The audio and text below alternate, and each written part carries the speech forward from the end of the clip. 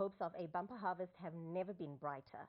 Our correspondent Tafara Swochiwe takes us to the fields where we explore the welcome turnaround in the agriculture sector. Forget the drought. A new era beckons. Farai Madzivanyika is a young farmer changing the agricultural landscape at Drought farm in Mzarabani. Apart from these 32 hectares, he is also into joint venture farming, adding about 200 hectares more. A way to increase his yield, especially coming from a drought period, had to be found.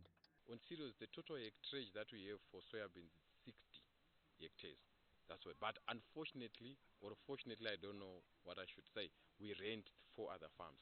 That's why because of our limited space that we have here on our farm. Then we have got green maize. Green maize currently we have got 10 hectares. Then the other 20, they're actually still at tasseling stage. That's what we have in terms of the other cereals that we have. Then in terms of commercial mills, I've got 120 hectares. These promising initiatives come at a time when some farmers struggle to find a market for their products. This affects their produce and ultimately profits. Drought farm has an unconventional way of doing things. I produce when others are not producing. I go against the cycle. Now everyone is concerned about tobacco, is concerned about other things. I'm concerned about horticulture. People, they say cabbages, they don't thrive under wet conditions. That's when I try to maximize so that I make sure they thrive under those conditions. Farming here is treated as a business as they produce their own fertilizers, lowering the cost of production. They have jumped a number of hurdles to be productive, including using alternative power and the use of boreholes for irrigation. They look to export their products across the borders, which yields much needed foreign currency. This is why they acquired a blast freezer for the purposes of freezing their products. So I need to eat that cost that I'm enjoying myself. So I want to, if I do wheat, I want to process the flour from there. Then the roughage I do stock feed. From soybeans, I want to process my cooking oil.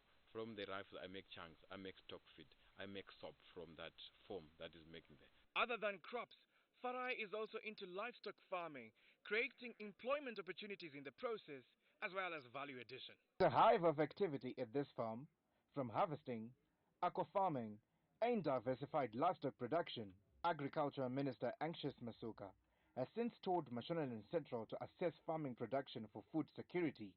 So we started in Lower Mzarabani in the valley to assess production and productivity there, and now we are here where we are seeing this young man entrepreneurial approaching agriculture as a business and allocated 32 hectares but using the 27 hectares arable productively and going into very meaningful and productive joint ventures on an additional 200 hectares.